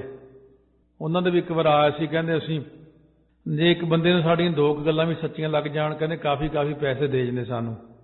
ਲੋਕ ਵਿਚਾਰੇ ਭਟਕੇ ਹੀ ਹੁੰਦੇ ਨੇ, ਆਓ ਜੀ ਮੈਂ ਤੁਹਾਨੂੰ ਦੱਸਦਾ, ਮੈਂ ਉਪਾਅ ਕਰਦਾ, ਮੈਂ ਕਰਦਾ। ਪਰ ਸਤਿਗੁਰੂ ਕਹਿੰਦੇ ਜਿਹੜਾ ਨਾ ਤਾਂ ਸੇਵਾ ਕੀਤੀ ਉਹਨੇ ਕਦੇ ਸੇਵਾ ਨਹੀਂ ਕੀਤੀ, ਨਾ ਉਹਨੇ ਸਿਮਰਨ ਕੀਤਾ, ਨਾ ਉਹਨੇ ਦਾਨ ਪੁੰਨ ਕੀਤਾ। ਉਹ ਇਨਸਾਨ ਤਾਂ ਸਿਰਫ ਬੁੱਧੀ ਦੇ ਗਿਆਨ ਕਰਕੇ ਹੀ ਲੋਕਾਂ ਨੂੰ ਭੜਕਾ ਲੈਂਦੇ ਨੇ। ਪਰ ਅਸਲ ਵਿੱਚ ਕਾਰਨ ਕੀ ਕਰਨਾ? ਸਤਿਗੁਰ ਕੀ ਸੇਵਾ ਗਾਖੜੀ ਸਿਰ ਦੀਜੈ ਆਪ ਗਵਾਏ। ਜਿਹੜੀ ਸਤਿਗੁਰਾਂ ਦੀ ਸੇਵਾ ਕਰਨੀ ਹੈ ਬਹੁਤ ਕਠਿਨ ਹੈ। ਗਾਖੜੀ ਤੋਂ ਭਾਵ ਔਖੀ ਸੇਵਾ ਹੁੰਦੀ ਹੈ। ਸਿਰ ਦੀਜੈ ਆਪ ਗਵਾਏ, ਪਹਿਲਾਂ ਸਿਰ ਦੇ ਕੇ ਫਿਰ ਸੇਵਾ ਕਰਨੀ ਪੈਂਦੀ। ਭਾਵ ਸਿਰ ਦੇਣ ਦਾ ਮਤਲਬ ਆਪਣਾ ਹੰਕਾਰ ਛੱਡ ਕੇ ਫਿਰ ਸੇਵਾ ਕਰਨੀ ਹੈ। ਇਹ ਗੱਲ ਨਾ ਕਹੋ ਕਿ ਮੈਂ ਸਿਰ ਦੇ ਕੇ ਸੇਵਾ ਕੀਤੀ ਹੈ। ਸਿਰ ਦੀਜੈ ਕਾਣ ਨਾ ਕੀਜੈ, ਫਿਰ ਸੇਵਾ ਮਨਜ਼ੂਰ ਹੁੰਦੀ ਹੈ। ਸ਼ਬਦ ਮਿਲੈ ਤਾਂ ਹਰ ਮਿਲੈ, ਸੇਵਾ ਪਵੈ ਸਭ ਥਾਏ। ਹੁਣ ਸਤਿਗੁਰੂ ਦੀ ਸੇਵਾ ਕਰਦਿਆਂ ਕਰਦਿਆਂ ਜਦੋਂ ਸਤਿਗੁਰੂ ਜੀ ਦਾ ਉਪਦੇਸ਼ ਬੰਦੇ ਨੂੰ ਮਿਲਦਾ ਤਾਂ ਫਿਰ ਉਹ ਹਰੀ ਵਾਹਿਗੁਰੂ ਆਪ ਹੀ ਉਹਨੂੰ ਮਿਲ ਪੈਂਦਾ। ਸ਼ਬਦ ਹੀ ਬ੍ਰਹਮ ਹੈ, ਸ਼ਬਦ ਹੀ ਬ੍ਰਹਮ ਹੈ। ਜਦੋਂ ਪਾਠ ਪੜ੍ਹਨਾ ਸ਼ੁਰੂ ਕਰਦੇ ਹਾਂ ਉਦੋਂ ਸਾਡੇ ਕੋਲ ਹੀ ਹੁੰਦਾ ਸਾਰਾ ਕੁਝ। ਉਹ ਸਿਰਫ ਇਸ ਕਰਕੇ ਨਹੀਂ ਦਿਖਦਾ ਕਿਉਂਕਿ ਉਹ ਅੱਖ ਨਹੀਂ ਖੁੱਲੀ। ਜਪਜੀ ਸਾਹਿਬ ਜਾਂ ਗੁਰੂ ਨਾਨਕ ਦੇਵ ਜੀ, ਇਹਨਾਂ ਦੋਨਾਂ 'ਚ ਫਰਕ ਨਹੀਂ ਹੈ, ਉਹ ਇੱਕੋ ਹੀ ਰੂਪ ਨੇ ਦੋਨੋਂ। ਜਪਜੀ ਸਾਹਿਬ ਪੜ੍ਹਨਾ ਸ਼ੁਰੂ ਕਰ ਦਿੰਦੇ ਆ ਤਾਂ ਸਮਝੋ ਵੀ ਗੁਰੂ ਨਾਨਕ ਦੇਵ ਜੀ ਨਾਲ ਬਚਨ ਹੋ ਰਹੇ ਨੇ, ਉਹ ਸਾਡੇ ਕੋਲ ਨੇ। ਸੁਖਮਨੀ ਸਾਹਿਬ ਦਾ ਪਾਠ ਕਰਦੇ, ਪੰਜਵੇਂ ਪਾਤਸ਼ਾਹ ਸਾਡੇ ਕੋਲ ਨੇ। ਵਾਹਿਗੁਰੂ ਵਾਹਿਗੁਰੂ ਕਹਿੰਦੇ ਤਾਂ ਵਾਹਿਗੁਰੂ ਹਰ ਸਿਮਰਨ ਮੈਂ ਆਪ ਨਿਰੰਕਾਰਾ, ਸਿਮਰਨ ਵਿੱਚ ਨਿਰੰਕਾਰ ਆਪ ਨੇ। ਜਿਹਾ ਜਿਹਾ ਆਪਾਂ ਕਰਾਂਗੇ ਅਭਿਆਸ, ਉਹੀ ਜੀ ਸਾਰੀ ਉਹ ਬਣਤਰ ਬਣ ਜਾਂਦੀ ਆਪਣੇ ਆਪ ਹੀ। ਮਹਾਰਾਜ ਕਹਿੰਦੇ ਜਦੋਂ ਵਾਹਿਗੁਰੂ ਮਿਲ ਗਿਆ ਤੇ ਇਹ ਜੀਵ ਦੀ ਜਿਹੜੀ ਕੀਤੀ ਹੋਈ ਸੇਵਾ ਤਾਂ ਸਫਲੀ ਹੁੰਦੀ ਹੈ। ਪਾਰਸ ਪਰਸੈ ਪਾਰਸ ਹੋਏ, ਜੋਤੀ ਜੋਤ ਸਮਾਏ। ਸਤਿਗੁਰੂ ਰੂਪ ਪਾਰਸ ਨਾਲ ਮਿਲ ਕੇ ਪਰਸ ਕੇ ਇਹ ਜਗਿਆਸੂ ਪਾਰਸ ਹੋ ਜਾਂਦਾ। ਜਦੋਂ ਬਾਣੀ ਅੰਦਰ ਜਾ ਕੇ ਟੱਚ ਹੁੰਦੀ, ਹਿਰਦੇ 'ਚ ਛੋਹ ਪ੍ਰਾਪਤ ਹੁੰਦੀ ਬਾਣੀ ਦੀ। ਇੱਕ ਇੱਕ ਪੰਕਤੀ ਨੂੰ ਬਹੁਤ ਹੌਲੀ ਹੌਲੀ ਪੜ੍ਹ ਕੇ ਅੰਦਰ ਨੂੰ ਫਿਰ ਉਹਦੀ ਸੋਝੀ ਕਰਨੀ ਕੀ ਲਿਖਿਆ ਹੋਇਆ, ਫਿਰ ਹੌਲੀ ਹੌਲੀ ਇੱਕ ਇੱਕ ਪੰਕਤੀ ਨੂੰ, ਕਿਉਂਕਿ ਆਪਾਂ ਤੇ ਪਹਿਲੀ ਪੰਕਤੀ ਤਾਂ ਹਲੇ ਸਮਝ ਨਹੀਂ ਆਈ, ਦੂਜੀ ਪੜ੍ਹ ਵੀ ਦਿੰਦੇ ਆ, ਦੂਜੀ ਸਮਝ ਨਹੀਂ ਆਈ, ਤੀਜੀ ਪੜ੍ਹ ਵੀ ਦਿੰਦੇ ਆ। ਇਸੇ ਕਰਕੇ ਸਤਿਗੁਰੂ ਨੇ ਇਹ ਚੀਜ਼ਾਂ ਬਣਾਈਆਂ। ਕਥਾ ਵਿੱਚ ਇੱਕ ਇੱਕ ਪੰਕਤੀ ਨੂੰ ਆਪਾਂ ਪੜ੍ਹ ਕੇ ਸਮਝ ਕੇ ਵਿਚਾਰ ਕੇ ਫਿਰ ਅੱਗੇ ਵਧਦੇ ਹਾਂ। ਇਹੀ ਰੂਪ ਬਣਾਇਆ ਕੀਰਤਨ ਦਾ। ਕੀਰਤਨ ਵਿੱਚ ਇੱਕ ਸ਼ਬਦ ਨੂੰ ਘੱਟੋ ਘੱਟ 20-25 ਮਿੰਟ ਲੱਗਦੇ ਨੇ। ਇੱਕ ਇੱਕ ਪੰਕਤੀ ਨੂੰ ਰਾਗੀ ਸਿੰਘ ਕਈ ਵਾਰੀ ਪੜ੍ਹਦੇ ਨੇ। ਕੀਰਤਨ ਦੇ ਨਾਲ ਬਾਣੀ ਦੀ ਵਿਚਾਰ ਵੀ ਹੋ ਜਾਂਦੀ ਹੈ, ਤਾਂ ਗਾਇਨ ਵੀ ਹੋ ਜਾਂਦਾ ਹੈ। ਉਹਦੇ 'ਚ ਕਈ ਥਿਊਰੀਆਂ ਕੰਮ ਕਰਦੀਆਂ ਕਿ ਮਨ ਗਾਉਣ ਵਿੱਚ ਖੁਸ਼ ਰਹਿੰਦਾ, ਮਨ ਸੰਗੀਤ ਵਿੱਚ ਖੁਸ਼ ਰਹਿੰਦਾ, ਤੇ ਸੰਗੀਤ ਰਾਹੀਂ ਪਾ ਕੇ ਇਸ ਮਨ ਨੂੰ ਅਸੀਂ ਪਰਮਾਤਮਾ ਦਾ ਗਿਆਨ ਦਿੰਦੇ। ਇੱਕ ਵੈਸੀ ਹੁੰਦੀਆਂ ਛੋਟੀਆਂ ਛੋਟੀਆਂ ਉਦਾਹਰਨਾਂ ਜਿਹਨਾਂ ਆਪਾਂ ਸਮਝ ਆ ਜਾਂਦੀ ਹੈ। ਬੱਚਿਆਂ ਨੂੰ ਕਈ ਦੁੱਧ ਪੀ ਲਓ, ਦੁੱਧ ਨਹੀਂ ਪੀਂਦੇ। ਅੱਛਾ ਤੈਨੂੰ ਦੁੱਧ 'ਚ ਆਹ ਚੀਜ਼ ਪਾ ਦਿੰਦੇ ਆ, ਫਿਰ ਉਹ ਕਹਿੰਦਾ ਹਾਂ ਹੁਣ ਮੈਂ ਪੀ ਲਵਾਂਗਾ। ਕਿਸੇ ਤਰੀਕੇ ਇਹਨਾਂ ਨੂੰ ਖਵਾਉਣਾ, ਦੁੱਧ ਪਿਆਉਣਾ ਪੈਂਦਾ। ਮਹਾਰਾਜ ਕਹਿੰਦੇ ਇਸੇ ਤਰ੍ਹਾਂ ਜੀਵਾਂ ਨੂੰ ਵੀ ਕਿਸੇ ਢੰਗ ਤਰੀਕੇ ਨਾਲ ਨਾਮ ਜਪਾਉਣਾ ਪੈਂਦਾ, ਬਾਣੀ ਪੜ੍ਹਾਉਣੀ ਪੈਂਦੀ।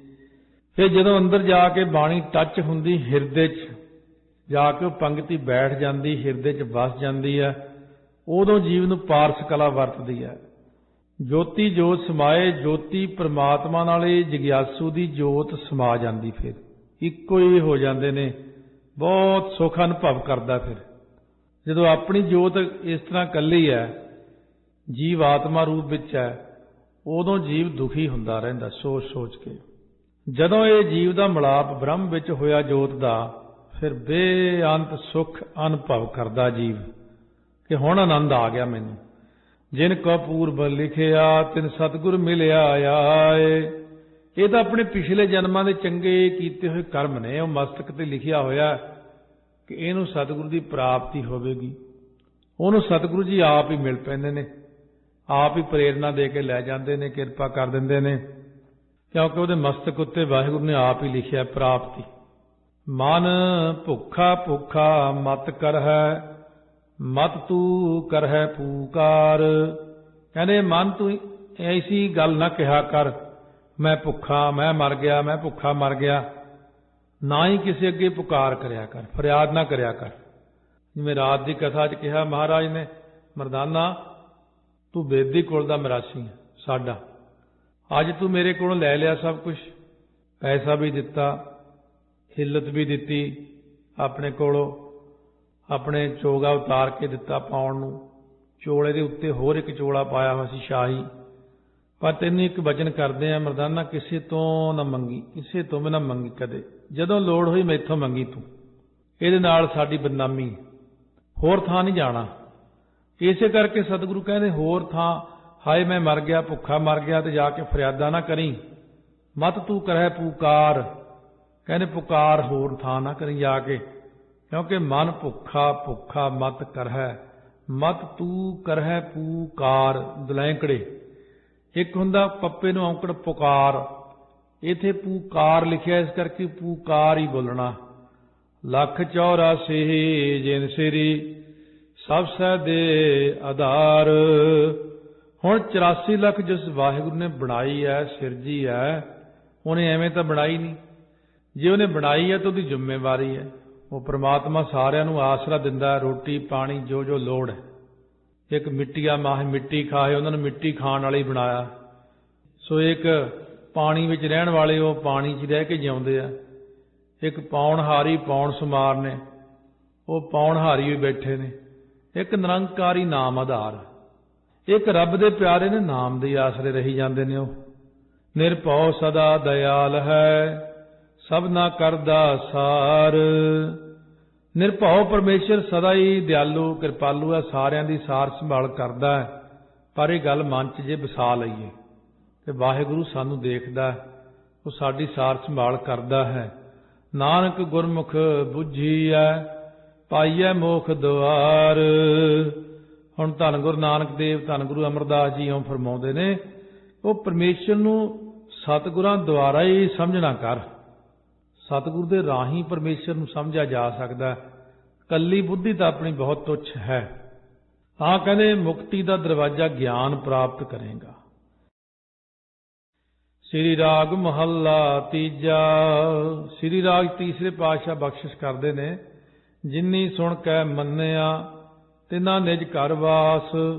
ਜਿਨ੍ਹਾਂ ਨੇ ਗੁਰਾਂ ਦੇ ਉਪਦੇਸ਼ ਨੂੰ ਸੁਣ ਕੇ ਨਾਮ ਦਾ ਮੰਨਣ ਕੀਤਾ, ਉਪਦੇਸ਼ ਨੂੰ ਸੁਣ ਕੇ ਮੰਨੇ ਨੇ, ਉਹ ਆਹ ਸਤਿਗੁਰੂ ਨੇ ਮੈਨੂੰ ਬੜਾ ਵਧੀਆ ਉਪਦੇਸ਼ ਕੀਤਾ, ਮੇਰਾ ਮਨ ਮੰਨ ਗਿਆ, ਉਹਨਾਂ ਦਾ ਆਪਣੇ ਸਵੈ ਸਰੂਪ ਘਰ ਦੇ ਵਿੱਚ ਅੰਦਰ ਹਿਰਦੇ 'ਚ ਨਿਵਾਸ ਹੋ ਜਾਂਦਾ। ਮਨ ਬਾਹਰ ਭਟਕਦਾ ਭਟਕਦਾ ਗੁਰਾਂ ਦੇ ਉਪਦੇਸ਼ ਨਾਲ ਅੰਦਰ ਨੂੰ ਆ ਕੇ ਟਿਕ ਜਾਂਦਾ।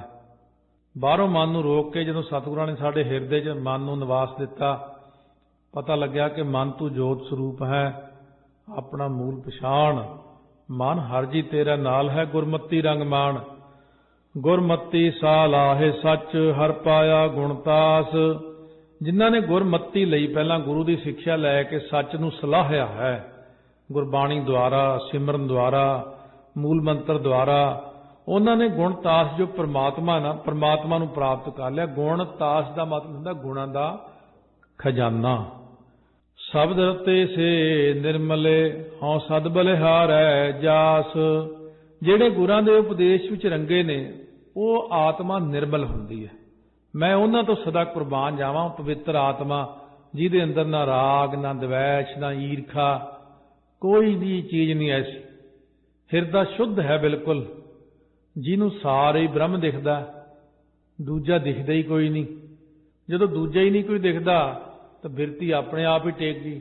ਜਦੋਂ ਦੂਜਾ ਦਿਖਦਾ ਫਿਰ ਤੀਜਾ ਦਿਖਦਾ, ਫਿਰ ਚੌਥਾ ਦਿਖਦਾ, ਉਹਦੇ ਕਰਕੇ ਬਿਰਤੀ ਨਹੀਂ ਟਿਕਦੀ। ਫਿਰ ਉਹ ਨਹੀਂ ਚੰਗਾ, ਉਹ ਨਹੀਂ ਚੰਗਾ। ਆਪਾਂ ਨਿੰਦ ਕਿਹਨੂੰ ਰਹੇ ਹਾਂ? ਪਰਮੇਸ਼ਰ ਨੇ ਹੀ ਬਣਾਇਆ ਨਾ ਸਾਰਿਆਂ ਨੂੰ। ਤੇ ਜੇ ਪਰਮੇਸ਼ਰ ਦੀ ਬਣਾਈ ਕਿਰਤ ਨੂੰ ਹੀ ਨਿੰਦੀ ਜਾਂਦੇ ਆ ਤਾਂ ਮਤਲਬ ਆਪਾਂ ਪਰਮੇਸ਼ਰ ਨੂੰ ਇਨਡਾਇਰੈਕਟਲੀ ਨਿੰਦੀ ਜਾ ਰਹੇ ਹਾਂ। ਫਿਰ ਡਾਇਰੈਕਟ ਨਹੀਂ ਨਿੰਦਿਆ ਤਾਂ ਇਨਡਾਇਰੈਕਟਲੀ ਨਿੰਦ ਦਿੰਦੇ ਆਪਾਂ। ਜਦੋਂ ਬਣਾਇਆ ਹੀ ਸਾਰਾ ਕੋਈ ਪਰਮੇਸ਼ਰ ਨੇ, ਹੁਣ ਜੇ ਕੋਈ ਹੋਰ ਬੰਦਾ ਈਰਖਾ ਦਵੈਸ਼ ਆਪਣੇ ਨਾਲ ਕਰਦਾ, ਆਪਾਂ ਵੀ ਉਹੋ ਜਿਹੇ ਬਣ ਜੀ, ਫਿਰ ਆਪਣਾ ਤੇ ਉਹ 'ਚ ਫਰਕ ਕੀ ਹੋਇਆ? ਹੋਰ ਕੋਈ ਸਾਡਾ ਮੰਨਦੇ ਆ, ਆਪਣੀ ਕੌਮ ਦਾ ਬਹੁਤ ਲੋਕ ਨੁਕਸਾਨ ਕਰਦੇ ਨੇ, ਸਾਡੇ ਪੁੱਠੇ ਬੋਲਦੇ, ਸਾਡੇ ਈਰਖਾ ਕਰਦੇ ਨੇ, ਪਰ ਜੇ ਅਸੀਂ ਵੀ ਉਹੋ ਜਿਹੇ ਬਣ ਜਾਈਏ ਫਿਰ ਸਾਡੇ ਤੇ ਉਹਨਾਂ 'ਚ ਫਰਕ ਕੀ ਆ? ਅਸੀਂ ਨਹੀਂ ਈਰਖਾ ਕਰਨੀ ਕਿਸੇ ਨਾਲ, ਸਾਡੀ ਕਿਸੇ ਨਾਲ ਦਵੈਸ਼ ਨਹੀਂ, ਸਾਡੇ ਮਨ 'ਚ ਕਿਸੇ ਪ੍ਰਤੀ ਨਫ਼ਰਤ ਨਹੀਂ। ਸਾਡੇ ਲਈ ਤਾਂ ਸਾਰੇ ਹੀ ਰੱਬ ਰੂਪ ਨੇ। ਮਹਾਰਾਜ ਕਹਿੰਦੇ ਇੱਕ ਚੀਜ਼ ਹੈ, ਜਿਹੜੇ ਨਿਰਵੈਰ ਬੰਦੇ ਨਾਲ ਵੈਰ ਕਰਦੇ ਨੇ ਨਾ, ਉਹਨਾਂ ਨੂੰ ਮੈਂ ਕੁੱਟਦਾ। ਫਿਰ ਕਹਿੰਦੇ ਤੁਸੀਂ ਆਓ ਨਾ, ਚਿੰਤਾ ਕਰੋ ਵੀ ਤੁਸੀਂ ਨਿਰਵੈਰ ਰਹਿੰਦੇ ਹੋ ਤੇ ਤੁਹਾਨੂੰ ਕੋਈ ਤੰਗ ਹੀ ਕਰੀ ਜਾਵੇ, ਕਹਿੰਦੇ ਮੈਂ ਵੀ ਸਿਰ ਤੇ ਬੈਠਾ। ਫਿਰ ਐਸੀ ਬੁਰੀ ਮਾਰ ਮਾਰਦਾ ਕਿ ਮੁੜ ਕੇ ਉੱਠਣ ਜੋਗਾ ਹੀ ਨਹੀਂ ਰਹਿੰਦਾ। ਉਹ ਹਰਨਾਕਸ਼ ਵਰਗੇ ਖਤਮ ਹੀ ਕਰ ਦਿੱਤੇ ਪਰਮੇਸ਼ਰ ਨੇ, ਰਾਵਣ ਵਰਗੇ ਮੁਕਾ ਹੀ ਛੱਡੇ ਸੀ, ਨਰੰਗੇ ਵਰਗੇ ਕਿੱਧਰ ਗਏ? ਫਿਰ ਇਸ ਕਰਕੇ ਸਤਿਗੁਰੂ ਮਹਾਰਾਜ ਕਹਿੰਦੇ ਨੇ, ਹਿਰਦੈ ਜਿਨ ਕੈ ਹਰ ਵਸੈ ਤਿਤ ਘਟ ਹੈ ਪ੍ਰਗਾਸ। ਉੱਥੇ ਪ੍ਰਗਾਸ ਹੋ ਜਾਂਦਾ ਮਹਾਰਾਜ ਦੀ, ਉਹ ਜੀਵ ਦੇ ਉੱਤੇ ਕਿਰਪਾ ਹੋ ਜਾਂਦੀ ਹੈ, ਔਰ ਉਹਨਾਂ ਦੇ ਮਨ ਦਾ ਇੰਨਾ ਟਿਕਾਓ ਬਣ ਜਾਂਦਾ ਹੈ ਕਿ ਉਹ ਰਾਤ ਦਿਨ ਪਰਮੇਸ਼ਰ ਦੀ ਭਗਤੀ ਕਰਦੇ ਰਹਿੰਦੇ ਨੇ।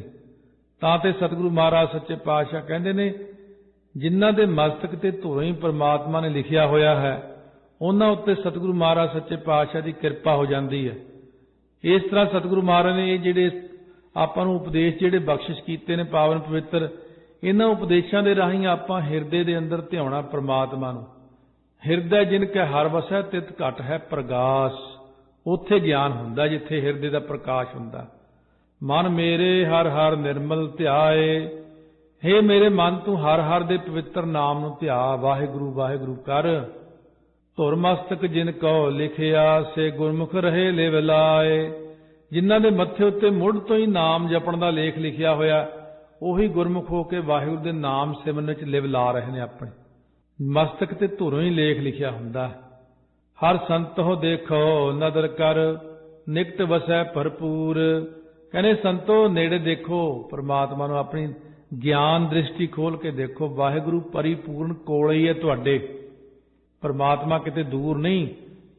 ਮਹਾਰਾਜ ਗੁਰੂ ਨਾਨਕ ਦੇਵ ਜੀ ਨੇ ਦੱਖਣੀ ਓਂਕਾਰ ਬਾਣੀ 'ਚ ਸਿੱਧ ਗੋਸ਼ਟ ਵਿੱਚ 52 ਅੱਖਰੀ 'ਚ ਪੰਜਵੇਂ ਪਾਤਸ਼ਾਹ ਨੇ ਵੀ ਬੜੀ ਕਿਰਪਾ ਨਾਲ ਬਹੁਤ ਸੁੰਦਰ ਸਮਝਾਇਆ। ਸੁਖਮਨੀ ਸਾਹਿਬ ਸਮਝਾਇਆ, ਥਿੱਤੀ ਗੌੜੀ ਵਿੱਚ ਸਮਝਾਇਆ। ਬਾਣੀਆਂ ਦੇ ਰਾਹੀਂ ਕਿਰਪਾ ਤਾਂ ਬੜੀ ਕੀਤੀ ਹੈ, ਪਰ ਗੱਲ ਤੇ ਹੈ ਮਨੁੱਖ ਦੀ ਉਸ ਟਿਕੀ ਹੋਈ ਸੂਈ ਦੀ, ਜਿਹੜੀ ਬਿਰਤੀ ਟਿਕੀ ਹੋਈ ਮਾਇਆ ਵੱਲ ਨੂੰ, ਉਹ ਨਹੀਂ ਨਾ ਉਪਦੇਸ਼ ਲੈਣ ਦਿੰਦੀ ਆਪਾਂ ਨੂੰ। ਧਿਆਨ ਮੁੜ ਮੁੜ ਕੇ ਸਾਡਾ ਕੰਮਾਂ ਨੂੰ ਭਜਦਾ। ਜਦੋਂ ਵੀ ਭਗਤੀ ਕਰਨ ਬੈਠੋ ਫਿਰ ਬੰਦਾ ਸੋਚਦਾ ਘੰਟਾ ਇੱਥੇ ਐਵੇਂ ਖਰਾਬ ਕਰ ਲਿਆ, ਹੋਰ ਕਮਾ ਲੈਂਦੇ 4 ਪੈਸੇ। ਇਹੀ ਗੱਲ ਮਨ 'ਚ ਬੜੀ ਜਿਉਂ ਬਚਪਨ ਤੋਂ ਬੜੀ ਹੋਈ ਹੈ। ਇਹ ਪੈਸਾ ਕਮਾਉਣ ਦੀ ਇੱਛਾ ਹਮੇਸ਼ਾ ਹੀ ਬੰਦੇ ਦੇ ਅੰਦਰ ਰਹੀ ਹੈ। ਇਸ ਕਰਕੇ ਸਤਿਗੁਰੂ ਮਹਾਰਾਜ ਸੱਚੇ ਪਾਤਸ਼ਾਹ ਕਹਿੰਦੇ ਨੇ, ਦੇਖੋ ਵਾਹਿਗੁਰੂ ਤੁਹਾਡੇ ਕੋਲ ਆ, ਨਿਗਾਹ ਮਾਰ ਕੇ ਦੇਖੋ। ਗੁਰਮਤਿ ਜਿਨੀ ਪਛਾਣਿਆ, ਸੇ ਦੇਖੈ ਸਦਾ ਹਦੂਰ। ਜਿਨ੍ਹਾਂ ਨੇ ਗੁਰੂ ਦੀ ਪਹਿਲਾਂ ਸਿੱਖਿਆ ਦਾ ਗ੍ਰਹਿਣ ਕੀਤਾ, ਫਿਰ ਉਹਨਾਂ ਨੇ ਪਰਮਾਤਮਾ ਨੂੰ ਹਾਜ਼ਰਾ ਹਜ਼ੂਰ ਹੀ ਦੇਖ ਲਿਆ, ਕੋਲ ਹੀ ਦੇਖ ਲਿਆ ਆਪਣੇ। ਜਿਨ ਗੁਣ ਤਿਨ ਸਦ ਮਨ ਵਸੈ, ਔਗਣਵੰਤਿਆਂ ਦੂਰ। ਜਿਨ੍ਹਾਂ ਦੇ ਹਿਰਦੇ 'ਚ ਸ਼ੁਭ ਗੁਣ ਨੇ, ਉਹਨਾਂ ਦੇ ਮਨ ਵਿੱਚ ਵਾਹਿਗੁਰੂ ਦਾ ਵਾਸਾ ਵਸਦਾ। ਔਗਣਾਂ ਵਾਲਿਆਂ ਕਰਕੇ, ਕਿਉਂਕਿ ਉਹਨਾਂ ਕੋਲ ਔਗਣ ਹੀ ਔਗਣ ਨੇ, ਉਹਨਾਂ ਤੋਂ ਵਾਹਿਗੁਰੂ ਸਦਾ ਹੀ ਦੂਰ ਰਹਿੰਦੇ ਨੇ। ਸ਼ੁਭ ਗੁਣ ਮਨ ਦੇ ਅੰਦਰ ਹੋਣ, ਸਤ ਸੰਤੋਖ ਦਇਆ ਧਰਮ ਵਿਚਾਰ ਖੇਮਾ ਹਿੰਸਾ ਦਇਆ ਮ੍ਰਿਦ ਸਤ ਬਚਨ ਤਪ ਦਾਨ ਸੀਲ ਸੌਚ ਤ੍ਰਿਸ਼ਨਾ ਬਿਨਾ ਧਰਮ ਲਿੰਗ 10 ਜਾਨ। ਇਸ ਤਰ੍ਹਾਂ ਦੇ ਸ਼ੁਭ ਗੁਣ ਜਦੋਂ ਮਨ ਦੇ ਅੰਦਰ ਆ ਜਾਣ, ਉਦੋਂ ਕਹਿੰਦੇ ਨੇ ਪਰਮਾਤਮਾ ਦੀ ਪ੍ਰਾਪਤੀ ਹੋ ਜਾਂਦੀ। ਮਨਮੁਖ ਗੁਣ ਤੈ ਬਾਹਰੇ, ਬਿਨ ਨਾਵੈ ਮਰਦੇ ਝੂਰ। ਜਿਹੜੇ ਮਨਮੁਖ ਲੋਕ ਨੇ ਉਹ ਸ਼ੁਭ ਗੁਣਾਂ ਤੋਂ ਖਾਲੀ ਨੇ, ਬਾਹਰੇ ਨੇ, ਉਹ ਵਾਹਿਗੁਰੂ ਨਾਮ ਤੋਂ ਬਿਨਾਂ ਨੇ। ਇਸ ਕਰਕੇ ਉਹ ਝੂਰ ਝੂਰ ਕੇ ਮਰੀ ਜਾਂਦੇ ਨੇ। ਪਰਮਾਤਮਾ ਉਹਨਾਂ ਨੂੰ ਨਾਮ ਜਪਣੀ ਨਹੀਂ ਦਿੰਦੇ, ਕਿਉਂਕਿ ਐਸੇ ਮਨਮੁਖ ਲੋਕ ਨਿੰਦਕ ਨੇ, ਉਹਨਾਂ ਨੂੰ ਨਾਮ ਤੋਂ ਹਮੇਸ਼ਾ ਪਰੇ ਹੀ ਰੱਖਦੇ ਨੇ। ਜਿਨ ਸ਼ਬਦ ਗੁਰੂ ਸੁਣ ਮੰਨਿਆ, ਤਿਨ ਮਨ ਧਿਆਇਆ ਹਰ ਸੋਏ। ਜਿਨ੍ਹਾਂ ਨੇ ਗੁਰੂ ਦੇ ਉਪਦੇਸ਼ ਨੂੰ ਸੁਣ ਕੇ ਫਿਰ ਹੌਲੀ ਹੌਲੀ ਸੁਣਿਆ, ਫਿਰ ਉਸ ਨੂੰ ਮੰਨਣ ਕੀਤਾ। ਮਨ ਦੇ ਅੰਦਰ ਵੀ ਮਹਾਰਾਜ ਦਾ ਬਚਨ ਸੱਤ ਹੈ, ਬਿਲਕੁਲ ਸਹੀ ਕਿਹਾ ਮਹਾਰਾਜ ਨੇ, ਮੈਨੂੰ ਕਮਾਉਣਾ ਚਾਹੀਦਾ। ਜਿਨ੍ਹਾਂ ਦਾ ਮਨ ਮੰਨ ਗਿਆ, ਉਹ ਕਹਿੰਦੇ ਕੰਮ ਤਾਂ ਚਲੋ ਰੋਜ਼ ਹੀ ਕਰਦੇ ਆ, ਅੱਜ ਮਹਾਰਾਜ ਦਾ ਬਚਨ ਮੰਨ ਕੇ ਬਾਣੀ ਪੜ੍ਹੀਏ, ਚਲੋ ਅੱਜ ਮਹਾਰਾਜ ਦਾ ਬਚਨ ਮੰਨ ਕੇ ਸਿਮਰਨ ਕਰੀਏ, ਚਲੋ ਅੱਜ ਸਾਰਾ ਦਿਨ ਪਾਠ ਹੀ ਕਰਦੇ ਆ, ਤਿਨ ਮਨ ਧਿਆਇਆ ਹਰਸ ਹੋਏ। ਇਹਨਾਂ ਨੇ ਮਨ ਦੇ ਵਿੱਚ ਵਾਹਿਗੁਰੂ ਨੂੰ ਧਿਆਉਣਾ ਕੀਤਾ ਵੀ ਗੁਰਾਂ ਨੇ ਮੈਨੂੰ ਕਿਹਾ ਵੀ ਸਵਾਸ ਸਵਾਸ ਸਿਮਰੀ, ਗੱਲਾਂ ਨਾ ਕਰੀ, ਜ਼ਿਆਦਾ ਈਰਖਾ ਦਵੈਸ਼ ਨਾ ਕਰੀ। ਫਿਰ ਉਹ ਬੰਦਾ ਸਵਾਸ ਸਵਾਸ ਸਿਮਰਨ ਕਰਨ ਲੱਗ ਜਾਂਦਾ ਵੀ ਮੈਂ ਗੁਰਾਂ ਦੇ ਬਚਨ ਨੂੰ ਮੰਨ ਹੀ ਲਵਾਂ। ਅਨ ਦਿਨ ਭਗਤੀ ਰਤਿਆਂ ਮਨ ਤਨ ਨਿਰਮਲ ਹੋਏ। ਕਿਉਂਕਿ ਰਾਤ ਦਿਨ ਭਗਤੀ ਵਿੱਚ ਜਿਹੜਾ ਬੰਦਾ ਰੰਗਿਆ ਤਦਾਕਾਰ ਹੋ ਗਿਆ, ਉਹਦਾ ਮਨ ਤਨ ਸ਼ੁੱਧ ਹੋ ਜਾਂਦਾ। ਕਿਉਂਕਿ ਨਾਮ ਸ਼ੁੱਧ ਹੈ ਤੇ ਮਨ ਨੂੰ ਸ਼ੁੱਧ ਕਰਨ ਲਈ ਨਾਮ ਜਿਹੜਾ ਹੈ ਇਹਦੀ ਜ਼ਰੂਰਤ ਹੈ। ਜਿਵੇਂ ਵੱਟੀ ਹੁੰਦੀ, ਉਹਨੂੰ ਘਸਾਉਂਦਿਆਂ ਘਸਾਉਂਦਿਆਂ ਘਸਾਉਂਦਿਆਂ ਸਾਫ਼ ਹੋ ਜਾਂਦਾ ਸਭ ਕੁਝ, ਇਸੇ ਪ੍ਰਕਾਰ ਮਹਾਰਾਜ ਕਹਿੰਦੇ ਨਾਮ ਦੇ ਨਾਲ ਮਨ ਨੂੰ ਇਸ ਤਰ੍ਹਾਂ ਜੋੜ ਦਿਓ ਕਿ ਸ਼ੁੱਧ ਨਾਮ ਮਨ ਨੂੰ ਵੀ ਸ਼ੁੱਧ ਕਰ ਦਿੰਦਾ। ਤੇ ਜਿਹੜੀਆਂ ਗੱਲਾਂ ਨੇ ਫਜ਼ੂਲ ਦੀਆਂ, ਇੱਧਰਲੀਆਂ ਉੱਧਰਲੀਆਂ ਗੱਲਾਂ ਮਾਰਨੀਆਂ, ਇਹ ਮਨ ਨੂੰ ਮੈਲਾ ਕਰੀ ਜਾਂਦੀਆਂ ਹਰ ਵਕਤ। ਕੂੜਾ ਰੰਗ ਕੁਸੰਭ ਕਾ ਬਿਨ ਸਜਾਏ ਦੁਖ ਰੋਏ। ਕੂੜਾ ਰੰਗ ਕੁਸੁੰਭ ਕਾ, ਜਿਵੇਂ ਕੁਸੁੰਭੇ ਦਾ ਰੰਗ ਕੂੜਾ ਕੱਚਾ ਹੁੰਦਾ, ਪਾਣੀ ਦੀ ਬੂੰਦ ਪੈਣ ਨਾਲ ਹੀ ਰੰਗ ਨਾਸ ਹੋ ਜਾਂਦਾ, ਮਨੁੱਖ ਦੁੱਖ ਪਾ ਕੇ ਰੋਂਦਾ। ਇਸੇ ਤਰ੍ਹਾਂ ਕੁਸੁੰਭੇ ਰੰਗ ਵਾਂਗੂ ਦੁਨੀਆ ਦੇ ਪਦਾਰਥ ਝੂਠੇ ਨੇ ਤੇ ਉਹਨਾਂ ਦੇ ਪੁੰਨਾਂ ਦੇ ਅਭਾਵ ਕਰਕੇ, ਅਭਾਵ ਦਾ ਮਤਲਬ ਹੁੰਦਾ ਪੁੰਨਾਂ ਦੇ ਖਤਮ ਹੋਣ ਕਰਕੇ। ਜਦੋਂ ਪੁੰਨ ਮੁੱਕ ਜਾਂਦੇ ਨੇ ਬੰਦੇ ਦੇ, ਪੁੰਨਾਂ ਦੇ ਅਭਾਵ ਰੂਪ ਜਲ ਦੀ ਬੂੰਦ ਪੈਣ ਨਾਲ ਸਾਰੇ ਪਦਾਰਥ ਨਾਸ ਹੋ ਜਾਂਦੇ ਨੇ ਤੇ ਜੀਵ ਦੁੱਖਾਂ ਨੂੰ ਪਾ ਕੇ ਬਹੁਤ ਰੋਂਦਾ ਹੈ। ਪੁੰਨਾਂ ਕਰਕੇ ਸਾਡੇ ਘਰ 'ਚ ਪਦਾਰਥ ਨੇ, ਜਦੋਂ ਪੁੰਨ ਮੁੱਕ ਗਏ ਪਦਾਰਥ ਵੀ ਮੁੱਕ ਗਏ। ਕਿਉਂਕਿ ਪਦਾਰਥ ਦਿੱਤੇ, ਜਿਵੇਂ 7ਵੇਂ ਪਾਤਸ਼ਾਹ ਵੇਲੇ ਸਿੱਖ ਕਹਿਣ ਲੱਗਿਆ ਮਹਾਰਾਜ ਪਹਿਲਾਂ ਘਰ 'ਚ ਬੜੀ ਬਰਕਤ ਹੁੰਦੀ ਸੀ, ਹੁਣ ਪਤਾ ਨਹੀਂ ਘਟ ਹੀ ਗਈ। ਹੁਣ ਮਹਾਰਾਜ ਘਰ ਵੀ ਵਧੀਆ ਬਣਾ ਲਏ, ਸਭ ਕੁਝ ਬਣ ਗਿਆ। ਸਤਿਗੁਰੂ ਕਹਿੰਦੇ ਇਹ ਬਹੁਤ ਗੁਪਤ ਗੱਲ ਹੈ ਇੱਕ। ਕਹਿੰਦੇ ਮਹਾਰਾਜ ਉਹ ਕੀ? ਕਹਿੰਦੇ ਪਹਿਲਾਂ ਤੇਰੇ ਕੋਲ ਇੱਕ ਝੌਂਪੜੀ ਹੁੰਦੀ ਸੀ ਰਹਿਣ ਨੂੰ। ਕਹਿੰਦੇ ਹਾਂ ਜੀ। ਕਹਿੰਦੇ ਉਹਦੇ ਵਿੱਚ ਇੱਕ ਚਿੜਾ ਤੇ ਚਿੜੀ ਰਹਿੰਦੇ ਸੀ। ਕਹਿੰਦੇ ਹਾਂ ਜੀ। ਕਹਿੰਦੇ ਉਹ ਸਾਡੇ ਪਿਛਲੇ ਜਨਮ ਦੇ ਲੰਗਰ ਵਿੱਚ ਸੇਵਾ ਕਰਨ ਵਾਲੇ ਕਿਸੇ ਗਲਤੀ ਕਰਕੇ ਉਹਨਾਂ ਨੂੰ ਜੂਨ ਮਿਲੀ, ਕਿਸੇ ਗੁਰਮੁਖ ਨੂੰ ਕੋਈ ਗੱਲ ਬੋਲ ਬੈਠੇ। ਕਹਿੰਦੇ ਉਹਨਾਂ ਦੀ ਭਾਵਨਾ ਨਹੀਂ ਮਰੀ ਸੇਵਾ ਵਾਲੀ। ਉਹ ਕਹਿੰਦੇ ਤੇਰੇ ਘਰੋਂ ਜਿਹੜਾ ਦਾਣਿਆਂ ਵਾਲਾ ਭੜੋਲਾ ਜਿਹਾ ਪਿਆ ਸੀ, ਉਹ 'ਚੋਂ ਇੱਕ ਇੱਕ ਦਾਣਾ ਚੁੱਕ ਕੇ ਲੰਗਰ 'ਚ ਲਿਆ ਸਿੱਟੀ ਜਾਂਦੇ ਸੀ। ਕਹਿੰਦੇ ਉਹ ਇੱਕ ਇੱਕ ਦਾਣਾ ਆਉਣ ਦੇ ਨਾਲ ਹੀ ਤੇਰੇ ਘਰੇ ਬਰਕਤਾਂ ਹੋ ਗਈਆਂ ਸੀ। ਕਹਿੰਦੇ ਮੁੜ ਕੇ ਤੂੰ ਜਦੋਂ ਘਰ ਬਣਾਇਆ, ਝੌਂਪੜੀ ਢਾਤੀ, ਉਹਨਾਂ ਦਾ ਆਲਣਾ ਤੋੜ ਦਿੱਤਾ, ਉਹ ਤਾਂ ਉੱਡ ਗਏ ਉੱਥੋਂ, ਉਹਨਾਂ ਤੇ ਕਲਿਆਣ ਹੋ ਗਈ। ਪਰ ਪੱਕੇ ਘਰ ਬਣਾ ਕੇ ਬੈਠਾ, ਪਰ ਤੇਰੇ ਘਰੋਂ ਹੁਣ ਕਦੇ ਅੰਨ ਦਾ ਦਾਣਾ ਵੀ ਨਹੀਂ ਆਇਆ ਲੰਗਰ 'ਚ। ਜਦ ਦਾਣਾ ਹੀ ਨਹੀਂ ਆਇਆ ਤੇਰੇ ਘਰੋਂ, ਤਾਂ ਫਿਰ ਤੇਰੇ ਉਹ ਜਿਹੜੇ ਦਸਵੰਧ ਸੀ ਮਾੜਾ ਮੋਟਾ ਆਉਂਦਾ ਸੀ ਇੱਥੇ, ਉਹ ਸਾਰਾ ਬੰਦ ਹੋ ਗਿਆ। ਉਹ ਤਾਂ ਇੱਕ ਸਾਖੀ ਗੁਰਾਂ ਨੇ ਤਾਂ ਸਾਨੂੰ ਦਿੱਤੀ ਵੀ ਲੰਗਰ ਦੇ ਵਿੱਚ ਭਾਈ ਹਮੇਸ਼ਾ ਆਪਣਾ ਹਿੱਸਾ ਪਾਉਂਦੇ ਰਹੋ, ਦਸਵੰਧ ਕੱਢਦੇ ਰਹੋ, ਤਾਂ ਸਤਿਗੁਰੂ ਦੀ ਕਿਰਪਾ ਨਾਲ ਪੁੰਨ ਕਰਦੇ ਰਹੋ। ਪੁੰਨ ਕਰਮਾਂ ਕਰਨ ਨਾਲ ਜੀਵ ਨੂੰ ਪਦਾਰਥਾਂ 'ਚ ਵਾਧਾ ਹੁੰਦਾ। ਜਦੋਂ ਪੁੰਨ ਹੀ ਮੁੱਕ ਗਏ ਫਿਰ ਉੱਥੇ ਕੀ ਕੁਝ ਵੀ ਨਹੀਂ ਰਹਿੰਦਾ। ਜਿਸ ਅੰਦਰ ਨਾਮ ਪ੍ਰਗਾਸ ਹੈ ਉਹ ਸਦਾ ਸਦਾ ਥਿਰ ਹੋਏ। ਨਾਮ ਜਪਣ ਕਰਕੇ ਜਿਹਦੇ ਅੰਦਰ ਪ੍ਰਗਾਸ਼ ਹੋ ਗਿਆ, ਗਿਆਨ ਹੋ ਗਿਆ, ਉਹ ਸਦਾ ਹੀ ਨਿਤ ਰੂਪ ਪ੍ਰਮਾਤਮਾ ਵਿੱਚ ਸਦਾ ਹੀ ਸਥਿਰ ਹੁੰਦਾ, ਟਿਕ ਜਾਂਦਾ ਪ੍ਰਮਾਤਮਾ ਦੇ ਵਿੱਚ। ਇਹੋ ਜਨਮ ਪਦਾਰਥ ਪਾਏ ਕੈ ਹਰ ਨਾਮ ਨਾ ਚੇਤੈ ਲਿਵ ਲਾਏ। ਇਹ ਮਨੁੱਖ ਜਨਮ ਰੂਪ ਪਦਾਰਥ ਨੂੰ ਪਾ ਕੇ ਜਿਹੜਾ ਨਾ ਜੀਵ ਲਿਵ ਲਾ ਕੇ ਪ੍ਰਮਾਤਮਾ ਨੂੰ ਕਦੇ ਯਾਦ ਹੀ ਨਹੀਂ ਕਰਦਾ, ਕਦੇ ਨਹੀਂ ਉਹਦਾ ਨਾਮ ਜਪਦਾ। ਲਿਵ ਲਾ ਕੇ ਜਨਮ ਪਦਾਰਥ ਮਿਲਿਆ, ਫਿਰ ਇਹਦੇ ਵਿੱਚ ਪਾਉਣਾ ਸੀ ਆਪਾਂ ਪ੍ਰੇਮ ਪਦਾਰਥ, ਗਿਆਨ ਪਦਾਰਥ, ਨਾਮ ਪਦਾਰਥ, ਮੁਕਤ ਪਦਾਰਥ। ਇਹ ਪਦਾਰਥਾਂ ਦੀ ਪ੍ਰਾਪਤੀ ਕਰਨੀ ਸੀ, ਪਰ ਇਹਨੇ ਜਨਮ ਪਦਾਰਥ ਪਾ ਕੇ ਵਾਹਿਗੁਰੂ ਦਾ ਨਾਮ ਕਦੇ ਚੇਤੇ ਹੀ ਨਹੀਂ ਕੀਤਾ। ਪਾਗ ਖਿਸਿਆ ਰਹਿਣਾ ਨਹੀਂ ਆਗੈ ਠੌਰ ਨਾ ਪਾਏ। ਸਵਾਸਾਂ ਰੂਪ ਪੈਰ ਦੇ ਤਿਲਕਣੇ ਕਰਕੇ ਫਿਰ ਸੰਸਾਰ ਵਿੱਚ ਰਹਿਣਾ ਨਹੀਂ ਮਿਲਦਾ, ਪਰਲੋਕ ਵਿੱਚ ਠਹਿਰਨਾ ਨਹੀਂ ਮਿਲਦਾ, ਆਵਾ ਗਾਉਣ ਦੇ ਗੇੜੇ 'ਚ ਹੀ ਪਿਆ ਰਹਿੰਦਾ। ਉਹ ਵੇਲਾ ਹੱਥ ਨਾ ਆਵਈ ਅੰਤ ਗਿਆ ਪਛਤਾਏ। ਉਹ ਮਨੁੱਖ ਜਨਮ ਦੀ ਪ੍ਰਾਪਤੀ ਦਾ ਵੇਲਾ ਫਿਰ ਹੱਥੀ ਨਹੀਂ ਆਉਂਦਾ ਉਹਦੇ, ਉਹਨੂੰ ਪਛਤਾਪ ਹੀ ਹੁੰਦਾ ਰਹਿੰਦਾ ਵਿਚਾਰੇ ਨੂੰ। ਕਿਉਂਕਿ ਮਨੁੱਖਾ ਜਨਮ ਬੜੇ ਕਰਮਾਂ ਨਾਲ ਮਿਲਿਆ। ਸਤਿਗੁਰੂ ਤਾਂ ਬਹੁਤ ਕਹਿੰਦੇ, ਰੋਜ਼ ਹੀ ਕਹਿੰਦੇ ਨੇ, ਪਰ ਜੀਵ ਦੀ ਸੂਈ ਫਿਰ ਜਿੱਥੇ ਟਿਕੀ ਹੋਈ ਹੈ ਉੱਥੇ ਹੀ ਟਿਕੀ ਹੋਈ ਹੈ। ਇਹ ਆਪਣੀ ਸਿਆਣਪ ਦੀ ਤਾਰ ਨਾਲ ਹੀ ਸਭ ਕੁਝ ਕਰੀ ਜਾਂਦਾ। ਮੈਂ ਸਿਆਣਾ, ਮੈਂ ਸਿਆਣਾ, ਮੈਂ ਸਿਆਣਾ। ਹਰ ਵਕਤ ਇਹੀ ਮਨ 'ਚੋਂ ਆਵਾਜ਼ ਆਉਂਦੀ ਵੀ ਜਿਹੜਾ ਗਿਆਨ ਮੈਨੂੰ ਆ ਹੋਰ ਕਿਸੇ ਨੂੰ ਨਹੀਂ ਹੈ। ਹਾਲਾਂਕਿ ਉਹਦਾ ਗਿਆਨ ਬਿਲਕੁਲ ਤੁੱਛ ਹੁੰਦਾ ਮਨੁੱਖ ਦਾ। ਉਹਨੂੰ ਇਉਂ ਲੱਗਦਾ ਕਿ ਦੂਜਾ ਕੁਝ ਵੀ ਨਹੀਂ ਹੈ ਤੇ ਮੈਂ ਹੀ ਸਭ ਤੋਂ ਵੱਡਾ ਬਸ। ਜਦੋਂ ਤੱਕ ਆਪਣੇ ਵਿੱਚ ਇਹ ਗੱਲ ਹੈ ਕਿ ਮੈਂ ਹੀ ਵੱਡਾ, ਉਦੋਂ ਤੱਕ ਆਪਾਂ ਕਾਮਯਾਬ ਨਹੀਂ ਹੁੰਦੇ। ਦੂਜੇ ਵੱਡੇ ਨੇ, ਦੂਜਾ ਹੋ ਸਕਦਾ ਉਦੋਂ ਵੀ ਵੱਡਾ ਹੋਵੇ, ਜਿਹਨੂੰ ਆਪਾਂ ਛੋਟਾ ਸਮਝਦੇ ਹਾਂ ਹੋ ਸਕਦਾ ਉਹ ਗਾਹਾਂ ਹੀ ਪਹੁੰਚਿਆ ਹੋਵੇ, ਕਿਉਂਕਿ ਜਿਹੜੇ ਪਹੁੰਚੇ ਹੁੰਦੇ ਉਹ ਕਦੇ ਦੱਸਦੇ ਹੀ ਨਹੀਂ ਹੁੰਦੇ ਕਿਸੇ ਨੂੰ। ਇਸ ਕਰਕੇ ਸਤਿਗੁਰੂ ਮਹਾਰਾਜ ਕਹਿੰਦੇ ਉਹ ਵੇਲੇ ਨੂੰ ਪਛਤਾਉਂਦਾ ਮੁੜ ਕੇ, ਜਿਸ ਨਦਰ ਕਰੇ ਸੋ ਉਬਰੈ ਹਰ ਸੇਤੀ ਲਿਵ ਲਾਏ। ਹੁਣ ਜਿਹਦੇ ਉੱਤੇ ਵਾਹਿਗੁਰੂ ਦੀ ਕਿਰਪਾ ਦ੍ਰਿਸ਼ਟੀ ਹੁੰਦੀ ਹੈ ਨਾ, ਉਹ ਵਾਹਿਗੁਰੂ ਨਾਲ ਲਿਵ ਲਾ ਕੇ 84 ਦੇ ਦੁੱਖਾਂ ਤੋਂ ਬਚ ਜਾਂਦਾ। ਦੇਖਾ ਦੇਖੀ ਸਭ ਕਰੇ ਮਨ ਮੁਖ ਬੂਝ ਨਾ ਪਾਏ।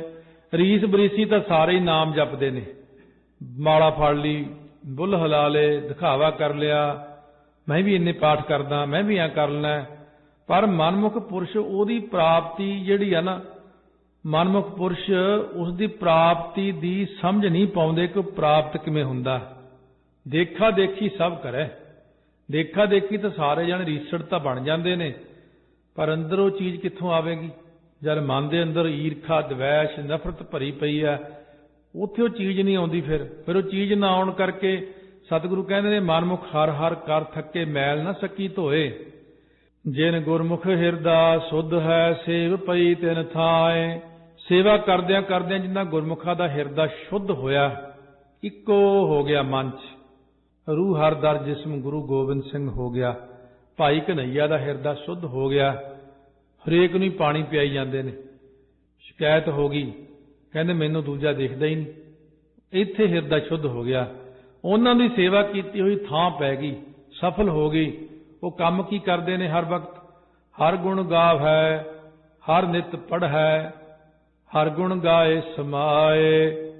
ਉਹ ਗੁਰਮੁਖ ਕਦੇ ਤਾਂ ਰਾਗ ਵਿੱਚ ਹਰੀ ਦੇ ਗੁਣਾਂ ਨੂੰ ਗਾਉਂਦੇ ਕੀਰਤਨ ਕਰਦੇ ਨੇ, ਕਦੇ ਗ੍ਰੰਥਾਂ ਦੁਆਰੇ ਉਹਦਾ ਰੋਜ਼ ਪ੍ਰਮਾਤਮਾ ਨੂੰ ਹਰੀ ਦੇ ਗੁਣਾਂ ਨੂੰ ਪੜ੍ਹਦੇ ਨੇ, ਕਥਾ ਕੀਰਤਨ ਕਰੀ ਜਾਣਾ, ਤੇ ਕਦੇ ਹਰੀ ਦੇ ਗੁਣਾਂ ਨੂੰ ਗਾਉਂਦੇ ਗਾਉਂਦੇ ਸਮਾਧੀ ਵਿੱਚ ਪਰਮਾਤਮਾ ਵਿੱਚ ਲੀਨ ਹੋ ਜਾਂਦੇ। ਪਹਿਲੇ ਪਾਤਸ਼ਾਹ ਨੇ ਇਹੀ ਕਿਹਾ, ਗੁਰਮੁਖ ਨਾਦੰ ਗੁਰਮੁਖ ਵੇਦੰ ਗੁਰਮੁਖ ਰਹਿਆ ਸਮਾਈ। ਨਾਨਕ ਤਿਨ ਕੀ ਬਾਣੀ ਸਦਾ ਸੱਚ ਹੈ, ਜੇ ਨਾਮ ਰਹੇ ਲਿਵ ਲਾਏ। ਜਿਹੜੇ ਬੰਦੇ ਵਾਹਿਗੁਰੂ ਦੇ ਨਾਮ 'ਚ ਲਿਵ ਲਾ ਕੇ ਹਮੇਸ਼ਾ ਹੀ ਇੱਕ ਰਸ ਪਰਮਾਤਮਾ ਨਾਲ ਜੁੜੇ ਰਹਿੰਦੇ ਨੇ, ਉਹਨਾਂ ਦੀ ਬਾਣੀ ਸਦਾ ਸੱਚ ਨੂੰ ਮਿਲਾਉਣ ਵਾਲੀ ਹੁੰਦੀ ਹੈ। ਉਹਨਾਂ ਦੇ ਬੋਲ ਬਾਣੀ ਜਿਹੜੀ ਹੈ ਹਮੇਸ਼ਾ ਪ੍ਰਾਪਤੀ ਕਰਵਾ ਦਿੰਦੀ ਪਰਮਾਤਮਾ ਦੀ, ਕਿਉਂਕਿ ਰੱਬ ਦੇ ਪਿਆਰਿਆਂ ਦੀ ਜਿਨ੍ਹਾਂ ਦੇ ਅੰਦਰ ਵਾਹਿਗੁਰੂ ਪ੍ਰਗਟ ਹੋ ਜਾਂਦੇ ਨੇ, ਉਹਨਾਂ ਦਾ ਕਿਹਾ ਹੋਇਆ ਬਚਨ ਵੀ ਸੁਤੇ ਸਿੱਧੀ ਜੀਵ ਨੂੰ ਤਾਰ ਦਿੰਦਾ। ਸੁਭਾਵਕ ਹੀ ਕੋਈ ਬਚਨ ਕਰ ਦੇਣ, ਇੱਕੋ ਹੀ ਬਚਨ ਬਹੁਤ ਹੁੰਦਾ।